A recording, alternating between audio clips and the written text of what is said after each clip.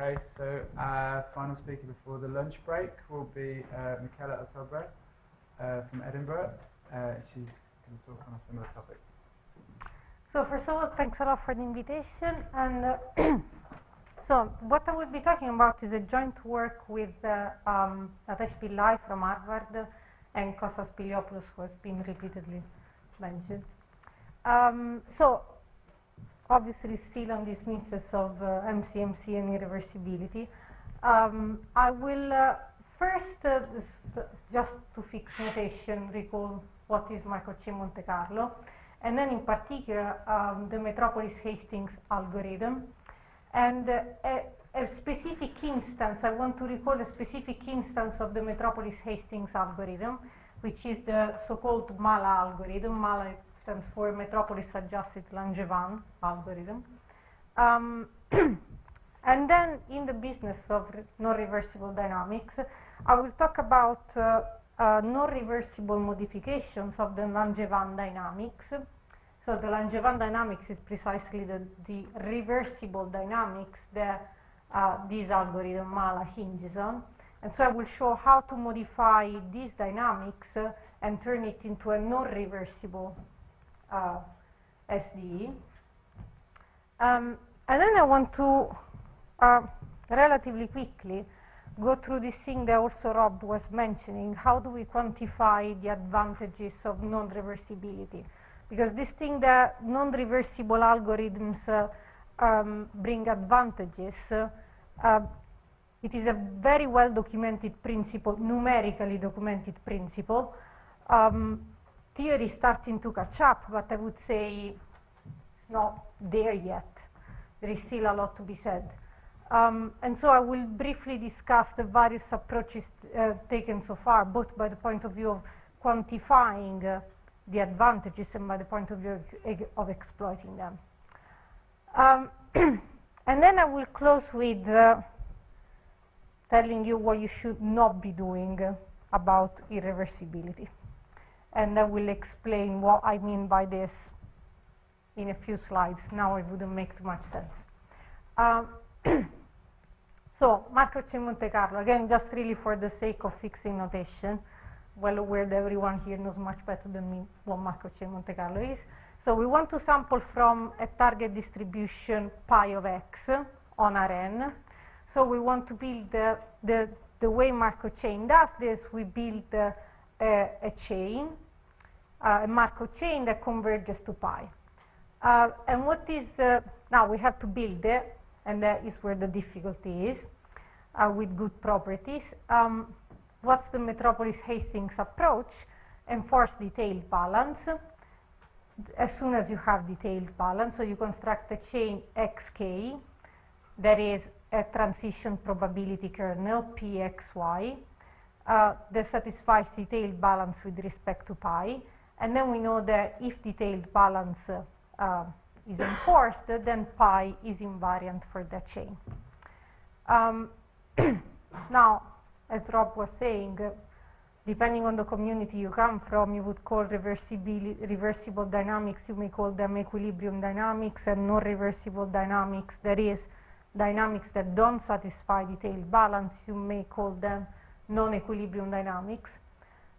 So this year there was in Paris a long-term program about dynamics out of equilibrium, so definitely these kind of dynamics are attracting a lot of attention. However, Metropolis-Hastings definitely belongs to the creates a dynamics, a Markov chain that is reversible. It gives you a simple recipe to create a chain that satisfies detailed balance.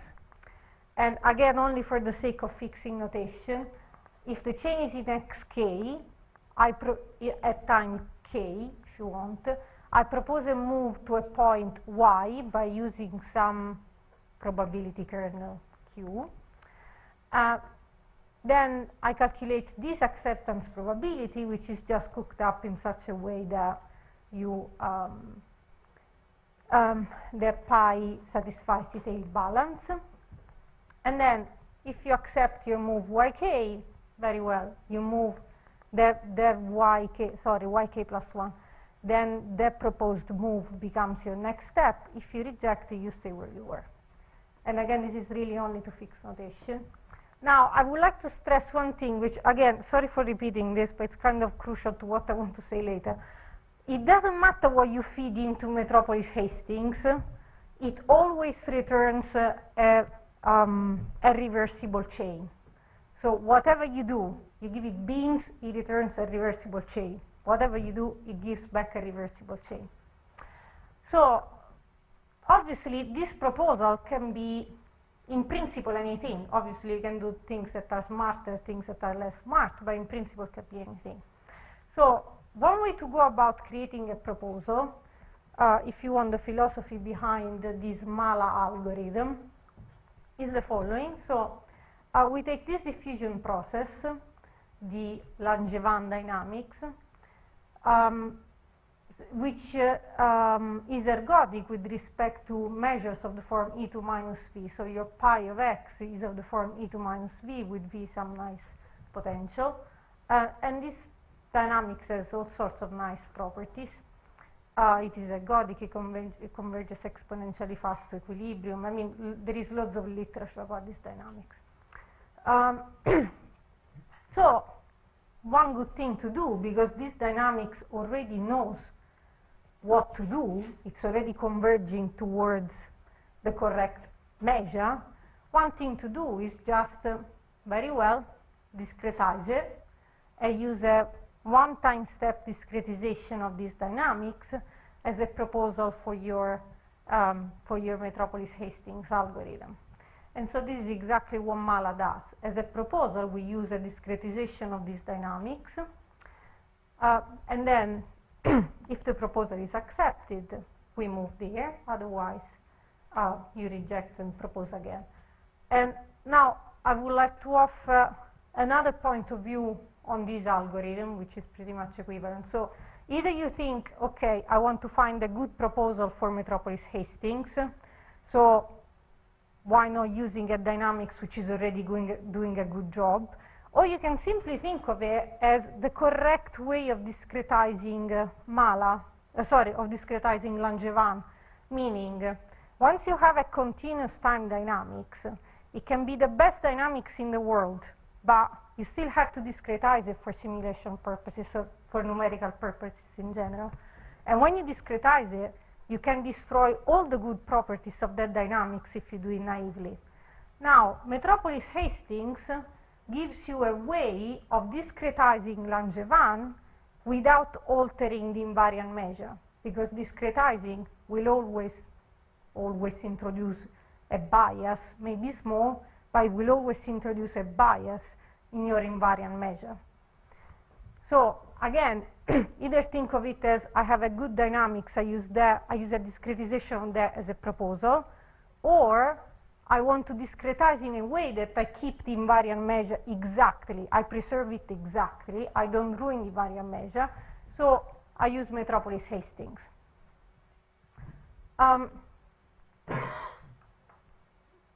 Now, again, this was all reversible. Here there is absolutely no trace of irreversibility. So it has been, so to the best of my knowledge, this idea started in the 90s. The first paper I've seen where this thing was done was a paper of Wang and Sheu. So what they have done, they have just, you take the Langevin dynamics and you add another component to the drift. You're not touching the diffusion. You're only adding another component to the drift, this gamma of z. And obviously, when you add a component to the drift, you may completely be changing the invariant measure. So if you want to keep the invariant measure, you have to enforce this condition that the divergence of this drift gamma times your invariant measure has got to be 0. Where does this come from? If you just write the generator of this and the generator of this, they differ, sorry, not the generator, the adjoint of the generator, they just differ by this quantity. So if you want to keep the invariant measure, you set that to 0. So you add this part in the range of all the drifts that satisfy this condition, so you don't change the invariant measure. And what has happened is that you have another dynamics that still that has the same invariant measure, but what has been observed, is that the spectral gap of this is never smaller. It doesn't have to improve the situation, but it's not going to make it worse. It's never smaller than this.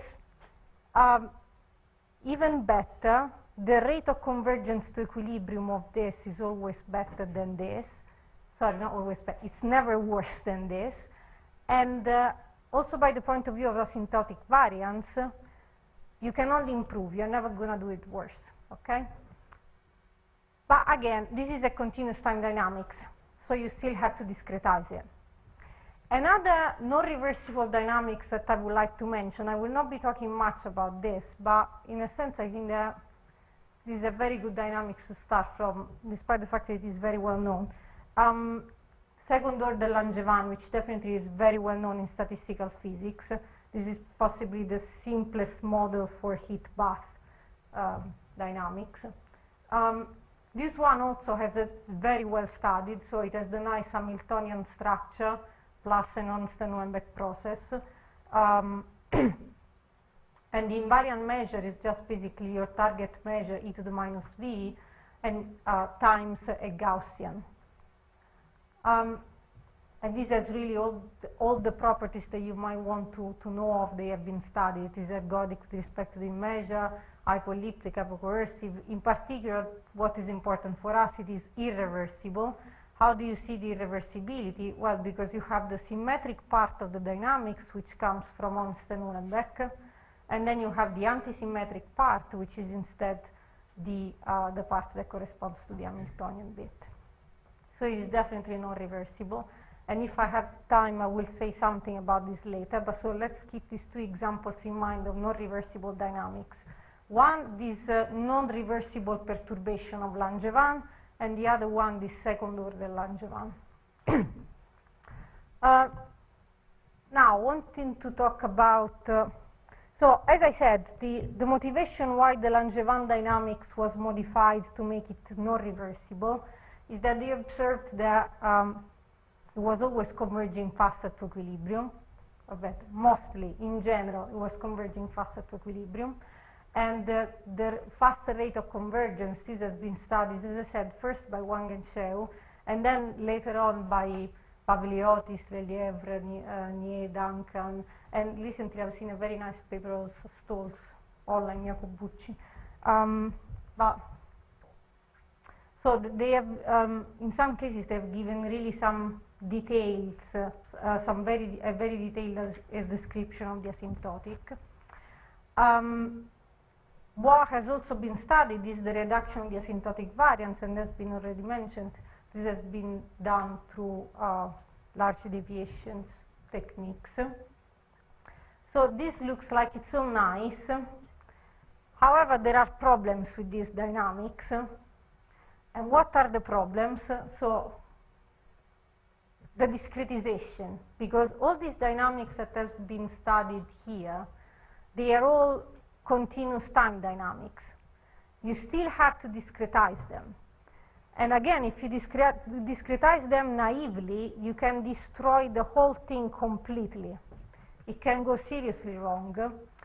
So basically, if you discretize and you use these things, take a continuous time, non-reversible dynamics, and you use a time-step discretization of this as a proposal for Metropolis Hastings, then you have lost the reversibility, but you have kept the measure, the invariant measure, you have preserved it exactly. On the other hand, if you want to preserve the non-reversibility when you discretize, then you have to work quite a bit. So there is kind of a balance in between these two needs. And in general, this you may say it's subjective, okay, it can be, but they are harder to study. So where do the complications come from? Let me elaborate a little bit on that. So here I just thought convergence criteria based on Lyapunov functions don't do a good job. What do I mean by this? So convergence criteria based on Lyapunov functions, they don't see the difference between reversible and irreversible. They will not give a rate of convergence that is sharp. At least I haven't found a way of making them see it. So the rate of convergence that you find with these techniques is not going to help quantifying the benefit of irreversibility. And it's a shame because these criteria are simple. So also, on top of that, when we are in the domain of reversible dynamics, geometric ergodicity is equivalent to having a spectral gap in L2 weighted with invariant measure, and this is a very lovely Hilbert space. When you leave the domain of reversible processes, in general, so there is a very nice paper of Kontoyannis and Main, and also Garrett has done work on these things. Geometric ergodicity is equivalent a priori to having a spectral gap in this space, L infinity weighted with the Lyapunov function. And this is not exactly the most lovely of spaces to work with. So it's no longer a Hilbert space, so it's not exactly easy to handle. So here there is another source of complication. More in general, by the point of view of asymptotic variance, for reversible chains, there are clear relations between asymptotic variance and spectral gap, probably more than I know, but there is literature to relate these two quantities. For non-reversible chains, things can go very bad, because you could be modifying one thing without modifying the other at all, and you don't know the relation between the two. Let me give you an example, which is in fact on the paper of Rebellet and Spiliopoulos. So I take these dynamics. At first sight, this looks like I'm doing some sort of Langevin. I'm not doing that. I am on the one-dimensional torus, so I am on the circle. And this is non-reversible on the circle simply because this delta is just a constant, 3, 4, 5.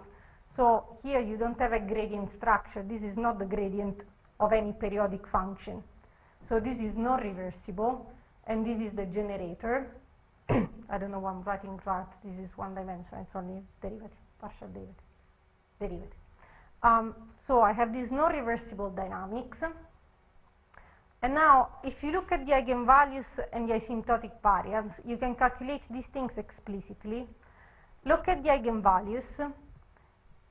Delta is the non-reversible bit of the dynamics. You only see this delta in the imaginary part of the eigenvalues. You don't see it in the real part. So, irrespective of your irreversible perturbation, the spectral gap is always -1. You can change your irreversible perturbation as much as you like, but the spectral gap is always -1. You're not changing it. Whereas the asymptotic variance instead, this one is behaving well. So here I'm writing asymptotic variance, this function f, I'm taking it to be mean 0. And I'm using the fact that this is the integrated autocorrelation function. Anyway, you can write explicitly the formula for the asymptotic variance. Never mind these constants, they are just the Fourier coefficients of f, but you don't care. What we care about is down here. So this delta. Delta here has an effect. It can make the asymptotic variance arbitrarily small. So in this example, to summarize, you have added you have a non-reversible dynamics, you have added this non-reversible bit. Without this, this would be reversible. You add this non-reversible bit, and now irrespective of your irreversible perturbation, the spectral gap is always the same, but you can improve the asymptotic variance. Why is this happening? Because the imaginary part of the eigenvalues, if you want, is introducing an oscillation. And this oscillation can decrease the value of this integral. This is what's happening. But again, I hope this is only an example, but I think it really gives an idea of how, while in the reversible setting there is a clear relation between spectral gap and asymptotic variance, here you have to be very careful what you do, because you may be improving on one without improving on the other. So what are the approaches taken so far? So one possible approach is, okay, then I have to produce a non-reversible algorithm because, sorry, to exploit non-reversibility. One approach is let's produce a non-reversible chain, either by discretizing something non-reversible in a way that the discretization is still not reversible, and I'm not going to have the time to talk about this, but this is basically this approach here, which dates back to Horowitz. Or, as we have seen, just create straight away, leave alone Metropolis Hastings, stay far away from all of that, and create something that is not reversible from the outset by introduce some new ideas. And so this is bouncy particle and zigzag, which we heard today, the event chain algorithm. And I also would like to say, so I found out about this only recently. There is this work of Chen, Ma, Fox, et al.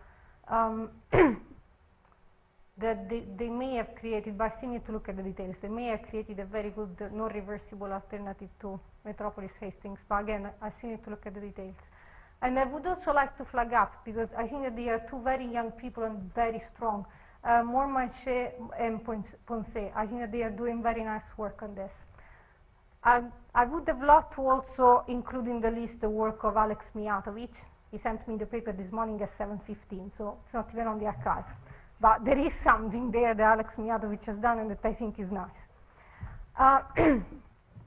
So, the other approach, which may probably be an easier and better way of going about this, I don't know about the better, but easier way. Just observe just discretize, take a non-reversible continuous time dynamics, just discretize it. And because the bias that you introduce in the invariant measure, the error that you introduce there, is so small with respect to the gain that you have in terms of asymptotic variance and speed of convergence, which probably you don't care about that bias. And this has been a second approach here. And obviously there are advantages and disadvantages in both these approaches, because here you have to be careful when you do this discretization, then you don't do it too naively, otherwise you really do a disaster. So this, I would say that if we wanted to summarize, these are the two approaches taken so far. Now, we decided, when we were talking about this story of non-reversibility, we were constantly asked the question, so what happens if you take a non-reversible dynamics and you metropolize it? So you use a non-reversible dynamics as a proposal in a Metropolis Hastings algorithm. And at the beginning, I completely dismissed the question. I don't know, what are you doing? You're completely ruining the dynamics. Why would you do that? Then, because we were constantly asked, at some point we decided to answer the question. And the answer is 30 pages of analysis, which only work in the Gaussian case. You can imagine my happiness. So anyway, so what's the criterion that here we are using to quantify the improvement or non-improvement? It is the criterion introduced by Garrett Roberts. Basically, the number of steps taken in stationarity to explore state space, or expected squared jumping distance. So I don't know whether all of you are familiar with this criterion. So the idea is basically the following. If I am here and I jump too far away, then my proposal will be likely rejected. But I allow for large jumps. On the other hand, if I am here and I jump very close, it's likely that my proposal will be accepted, but I'm staying close to where I am. So you have to find a compromise between wanting to jump far away because you want to explore state space quickly, and wanting to jump far away, but not too far away, otherwise you get rejected too often. So what's the, if you want, the right jump size that you want to use? And in particular, how does the size of the jump scale with the dimension of your target measure? So if you have a target measure pi of x with x in Rn,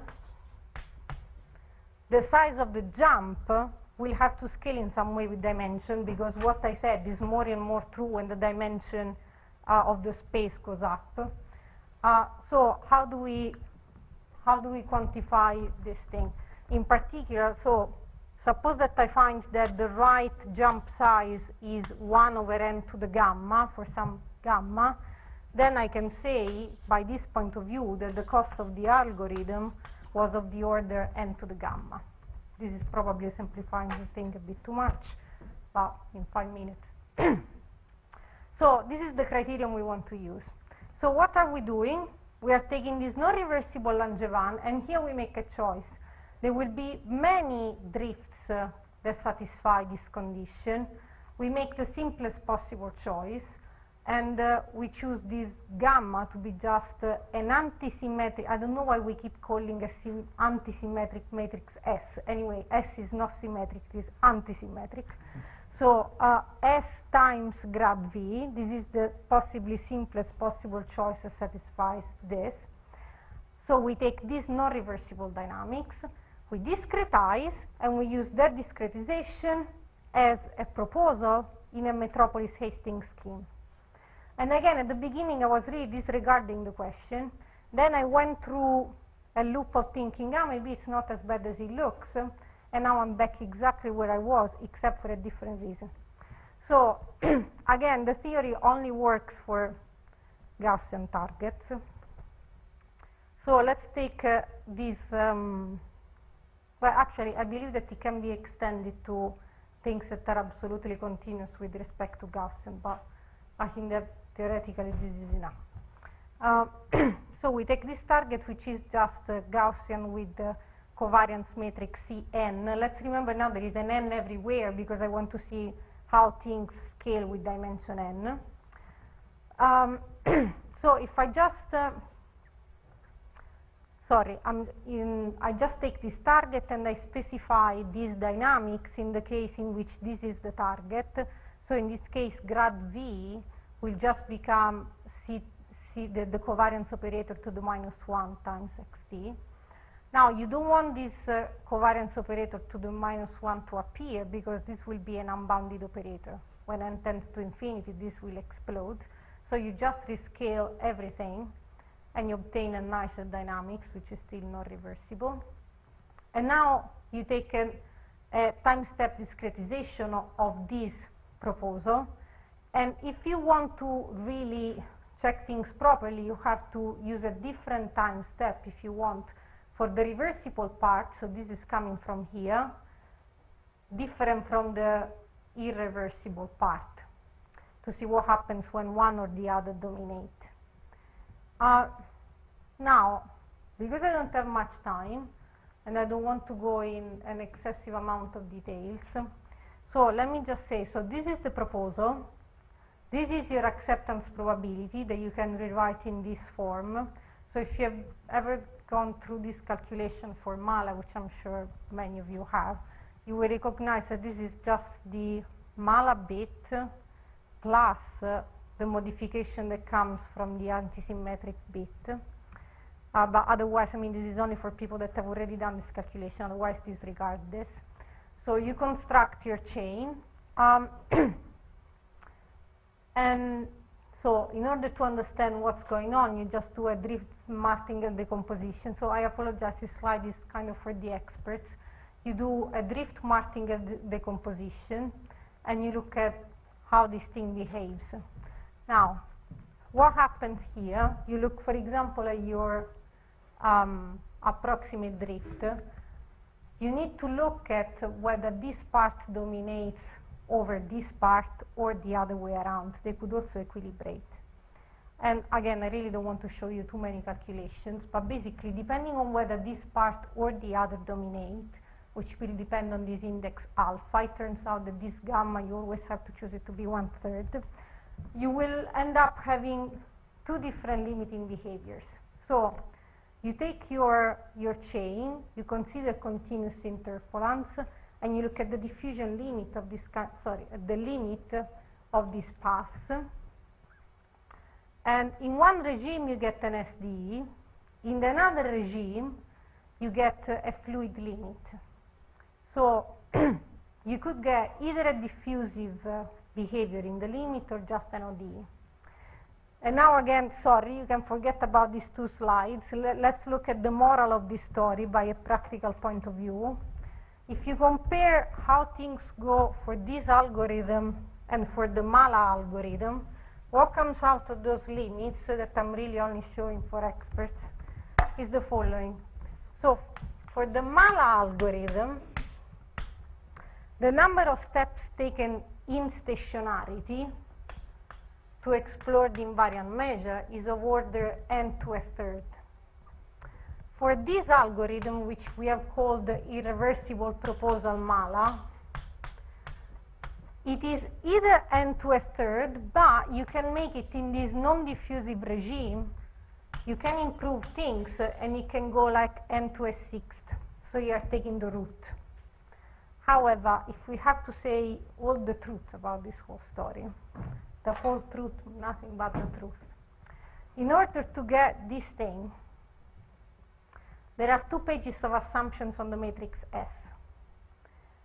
And it's kind of obvious which assumptions you should be imposing if you have a Gaussian target. If you don't have a Gaussian target, it's a nightmare, because this expression for the acceptance probability, which is not too bad now, it's not nice, but it's not too bad. For a non-Gaussian target, we tried to write it down, it was 2 pages. So there is no way that you can possibly play around so much with this. I mean, the improvement is not enough to justify so much effort, in my opinion. And if you don't choose a matrix S appropriately, you're not going to do worse. This is true. You're not going to do worse. But you're definitely not going to see a gain. So, in my opinion, this is what not to do with no reversibility. You should go with one of the other approaches. This was kind of to settle, if you want, to settle sort of a dispute in the community. But in my opinion, what you should be doing is one of these 2 approaches. And this is really where we should, in my opinion, where we should keep working. But this, unless you're very lucky at first shot with the right matrix S, just give up and do something else. So I will just conclude with some references.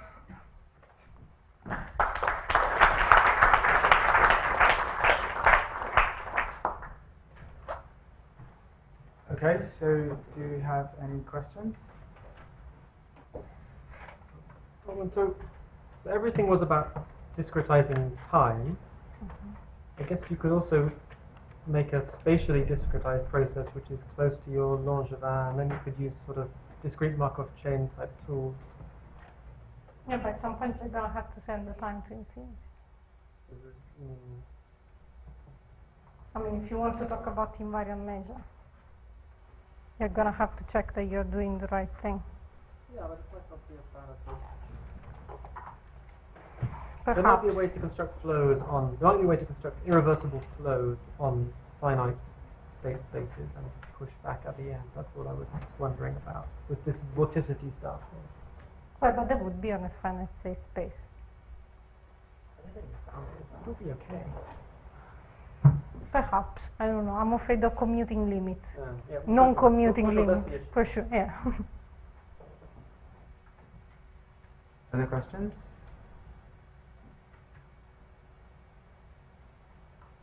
So, you know, in the case where you get the fluid limit, this is where you have quite a lot of irreversibility kicking in, right? I found it strange that the ratio of Q's isn't sort of in the acceptance rate, you know, What ratios are they?